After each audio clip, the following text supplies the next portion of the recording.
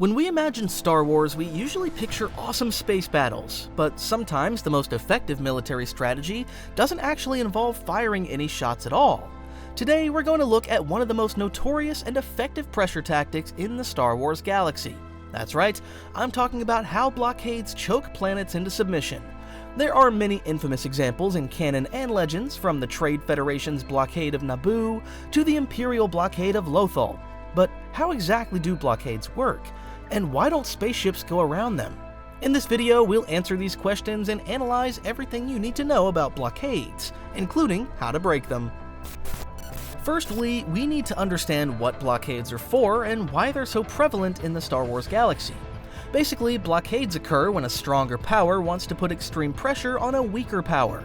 They cut off their access to key resources, including food, medicine, and fuel. Blockades also prevent worlds from exporting because nobody can enter or exit. Crucially, most blockades in Star Wars don't involve a direct military invasion. It's certainly true that they use capital ships and powerful fleets to enforce the planetary blockade from space.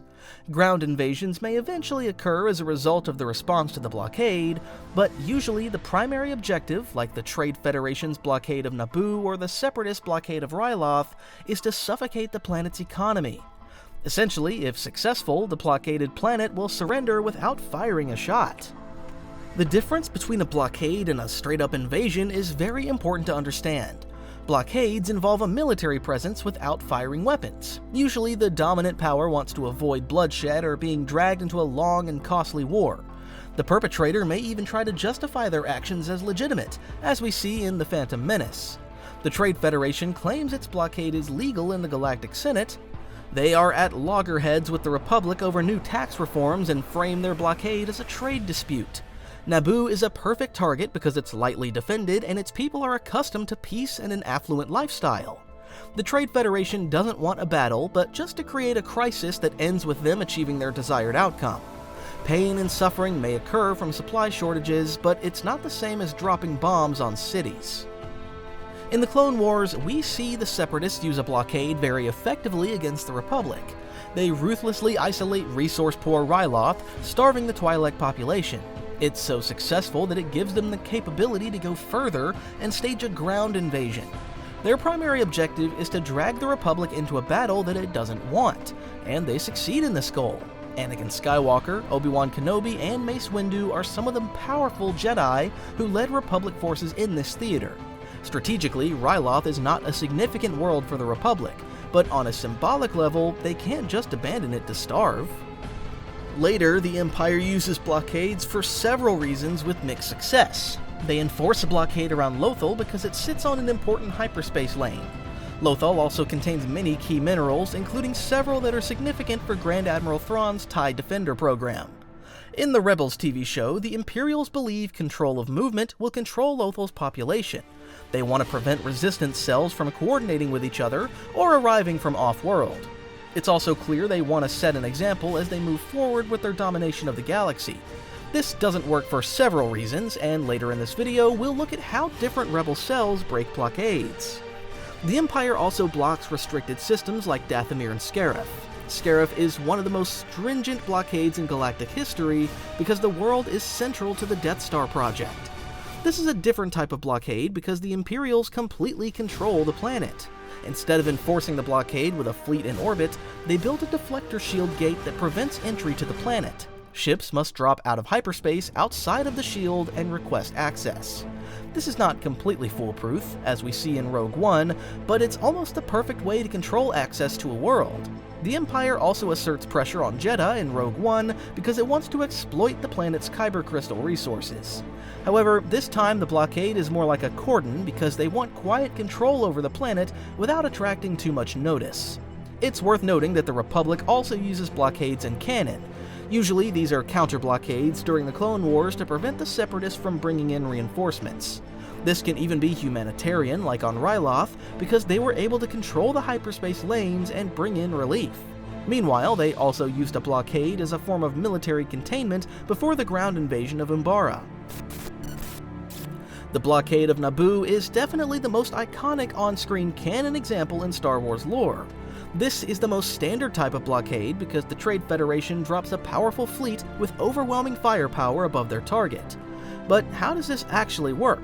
Episode 1's most eagle-eyed viewers will note that the Trade Federation Armada is only concentrated in one area.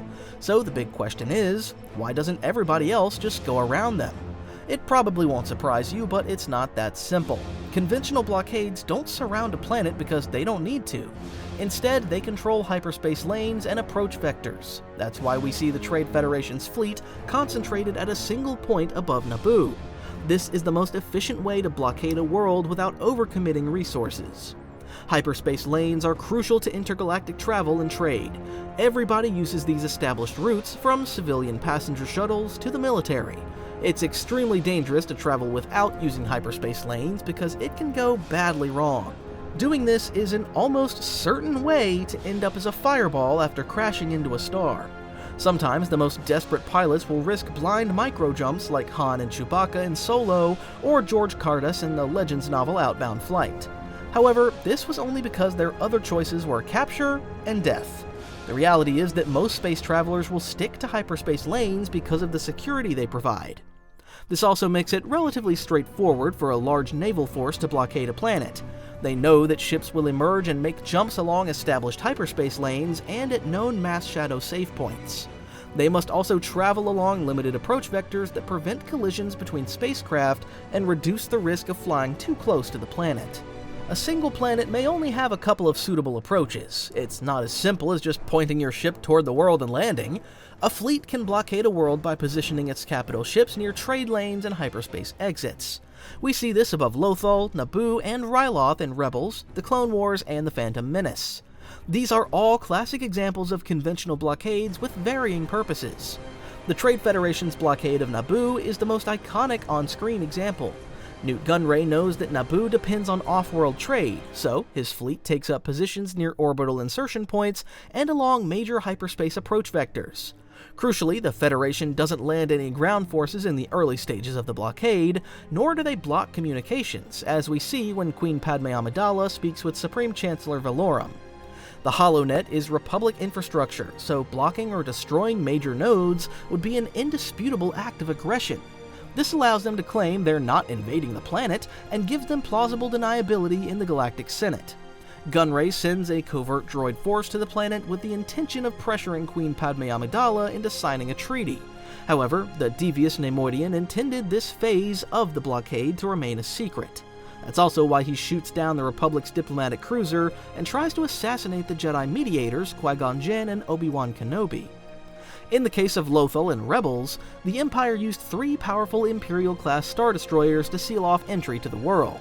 Grand Admiral Thrawn supported them with his 7th Fleet when Resistance mounted. This enabled the Empire to enforce fuel rationing and shipping permits, as they controlled trade and travel to and from Lothal. The planet became a production and logistics hub, so it was of strategic importance.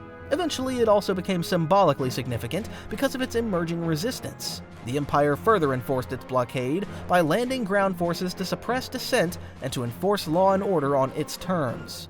Their stormtrooper garrisons maintained control as they blended governance with the blockade. In these situations, there's usually very little that the local population can do because they don't have the firepower to deter a blockade from happening. Conventional blockades are relatively common during wide-scale galactic conflicts. During the Clone Wars, the Separatists committed a Lucrehulk-class battleship and 6 Munificent-class frigates in the blockade of Ryloth. This force under the Neimoidian captain Martuk easily overwhelmed a small relief supply fleet led by Admiral Dao. After defeating Dao, the Separatists established a planetary defense in orbit, cutting off the Twi'lek and Republic resistance on the surface from reinforcements. The Separatists also blockaded their own worlds. Umbara was a classic example, as they initially secured the planet with a Providence-class dreadnought and 6 Munificent-class frigates. This tactic allowed them to resupply the planet on their terms while blocking the Republic from accessing it, at least in theory. The Separatists believed that their massive fleet was too much for the Republic to face down. Technically, they were right, but as we often see, going head-to-head with a blockade isn't always the smart idea. Interdictor cruisers became an invaluable tool for the Empire during planetary blockades. These ships project gravity wells and prevent ships from entering hyperspace or jumping through the area. We see from Harrison Dula's reaction to them in Rebels that they are an incredibly effective tool. The Empire doesn't just park the Interdictor above the planet, but instead places them at likely breakout points. Interdictors don't prevent sublight movement, so an escaping ship may attempt to propel itself out of range. As we see in Legends and canon, Interdictors never operate alone because they lack firepower. It's common for them to be part of a large force, including Star Destroyers and support craft like Lancer-class frigates and Carrack-class cruisers. In Michael A. Stackpole's Legends novels, The Krytos Trap, the Empire uses Interdictors to seal off Coruscant.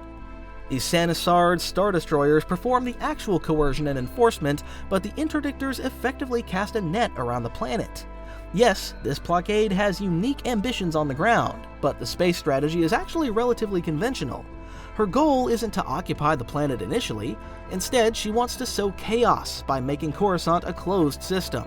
She uses her Interdictors to seal off the hyperspace access points and her powerful Star Destroyers to target escaping blockade runners. So far, we've focused on standard blockades, but some of the galaxy's most brilliant and ruthless commanders used more unconventional tactics to seal off worlds and systems. One of my personal favorites occurs in the Legends novel Heir to the Empire, when Grand Admiral Thrawn blockades Coruscant without using any warships. Instead, he drops an unknown number of cloaked asteroids into orbit around the planet. This is an ingenious strategy because he essentially causes Coruscant to doubt itself. The earliest signs of catastrophic collisions occurring in outer space, and ships explode for no reason. There's massive traffic around Coruscant because it's the Republic's capital, but it's extremely vulnerable. Millions of vessels arrive and depart from the core world each day. They depend on predictable lanes, verified sensor clearances, and tight timing windows. Suddenly, there's an invisible threat that forces traffic control into a total shutdown.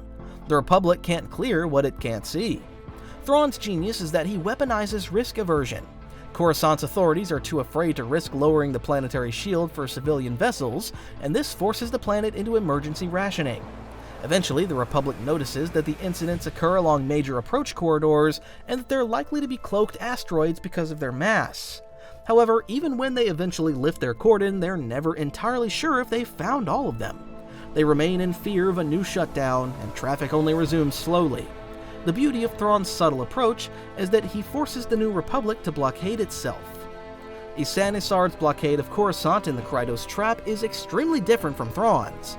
On the surface, as I said, it appears to be a pretty standard blockade with a dominant space force, including Interdictors and Star Destroyers. But there's one aspect that makes this a uniquely evil strategy.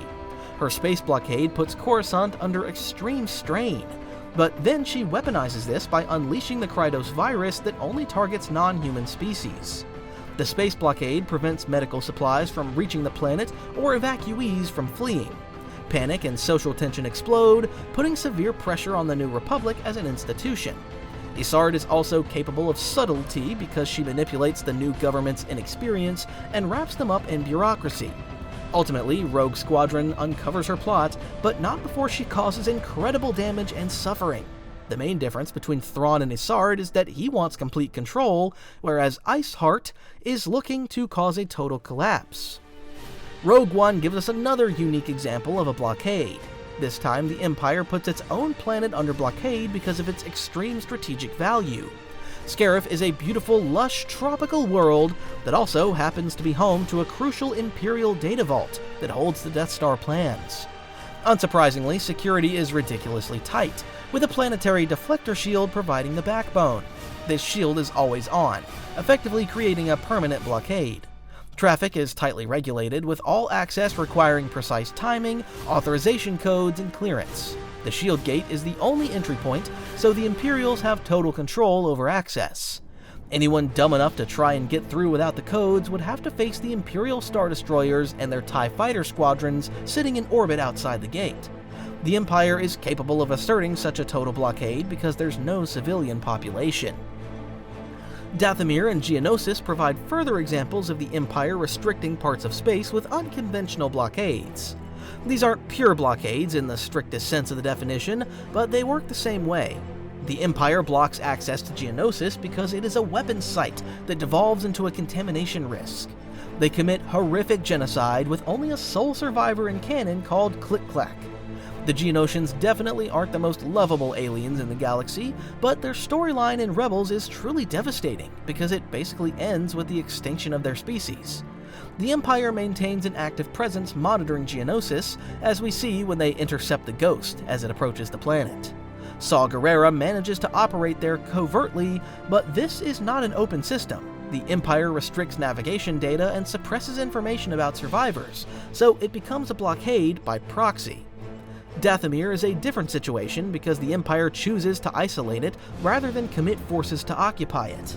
Emperor Palpatine saw the Witches of Dathomir as an existential threat because they represent another Force tradition outside of the Jedi and the Sith. In the Clone Wars, General Grievous leads an assault on the Night Sisters, decimating their population. After this, the Empire maintains a soft blockade on the system with routine patrols providing surveillance. They also remove Dathomir from public discourse. And there's no HoloNet infrastructure in the system. It becomes a ghost planet, and there's no incentive for anybody in the galaxy to interact with the planet. The Empire isolates Dathomir so it resembles a quarantine zone, trapping the surviving inhabitants through a policy. If they kept ships in orbit above the planet, it would actually attract unwanted notice, which would have been counterproductive. Cal Kestis visits the planet in Jedi Fallen Order, but we see that it's extremely dangerous and uncommon. Meanwhile, the game shows ruins, hostile wildlife, and scattered survivors, the result of years of enforced neglect. One thing we've learnt from the Star Wars galaxy is that it's not easy to maintain blockades. Usually, the people trapped on the planet below aren't content to stay there. There are several common methods that affected worlds use to try and break blockades. The first is through the path of least resistance. During the Phantom Menace, Padme travels to the Galactic Senate on Coruscant. She wants to prove that the blockade is unlawful and expose the Trade Federation's illegal actions. This almost fails because of corruption and bureaucracy. However, once the Republic accepts that the blockade is unjustified, it leaves the Trade Federation vulnerable to military action and galactic-wide sanctions. The reality is that complaining to the galaxy's government usually isn't enough to lift a blockade. Sometimes direct confrontation is necessary, as we see in the Clone Wars. The Republic commits a full battle fleet to fight the Separatists above Ryloth. Capital ships went head-to-head with the Republic, finally emerging victorious in a costly battle.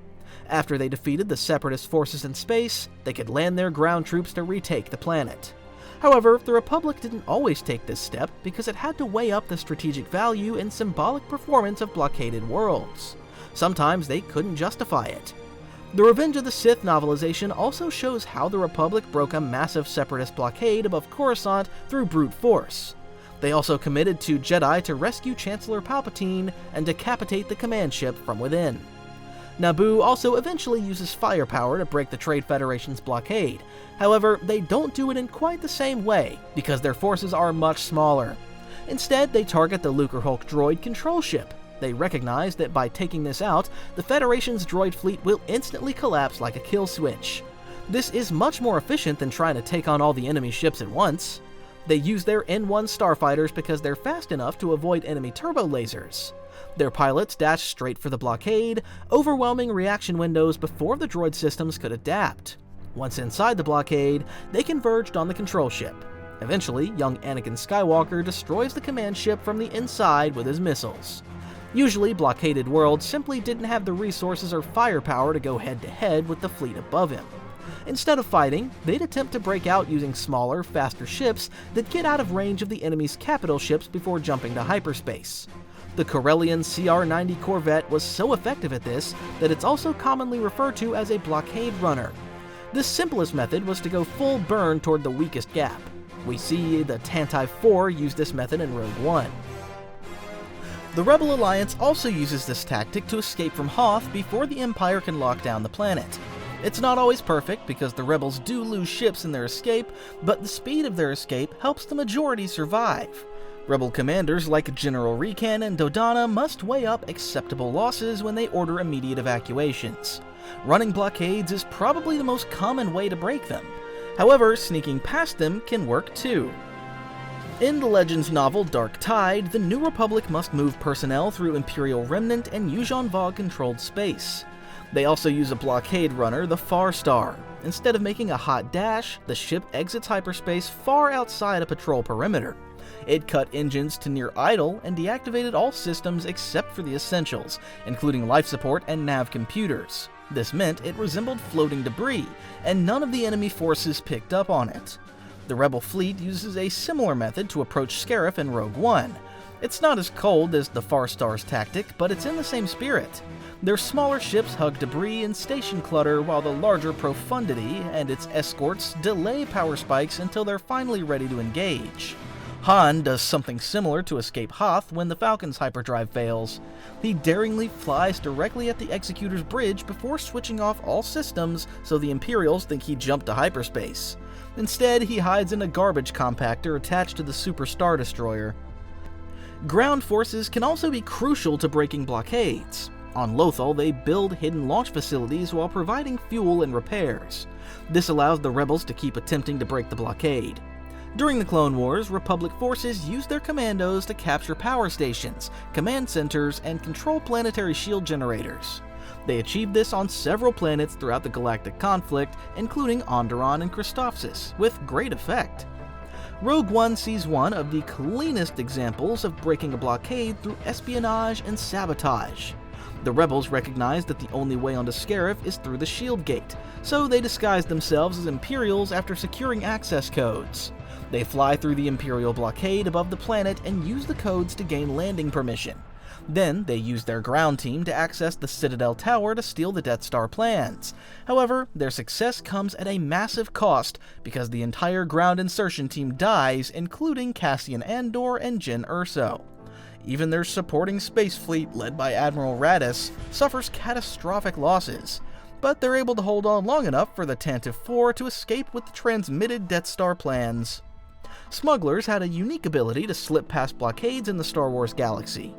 In Solo, we see Han use fake cargo registrations to deceive Imperials. He's also either brave enough or dumb enough to take uncharted hyperspace routes when escaping from the Empire.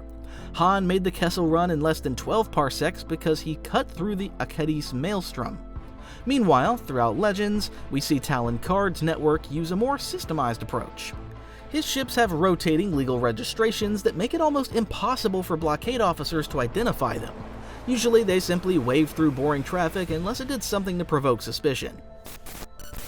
Finally, let's wrap this up by talking about superweapons. The Empire probably enforced more blockades than anyone else in canon. They did this because they wanted to enforce control over the galaxy by bullying planetary populations into submission or to secure resources. However, as we often see, blockades can be fragile. Anything from the sudden arrival of gigantic space whales to simple human error can cause blockades to fail.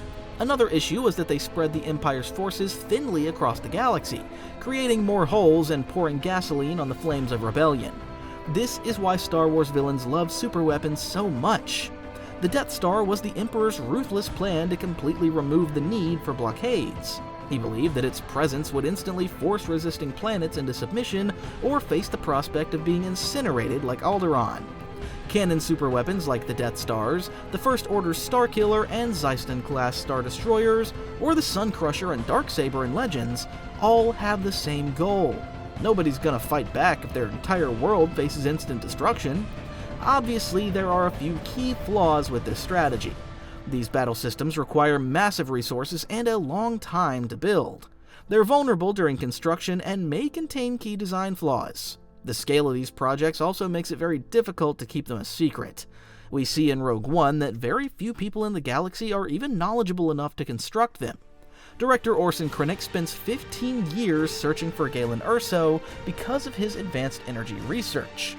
Blockades may seem like an extreme use of resources, but they're much more efficient than building a superweapon. Eradicating an entire world isn't necessarily the best way to enforce the rule of law either, because there's nothing left to govern. It's terrifying to imagine, but how often would Grand Moff Tarkin and Emperor Palpatine have actually used the Death Stars if they weren't blown up? Maybe they'd make an example out of a couple more planets, and this would be enough to force the galaxy into submission. But light always balances the darkness in the Star Wars universe, and someone will always fight back.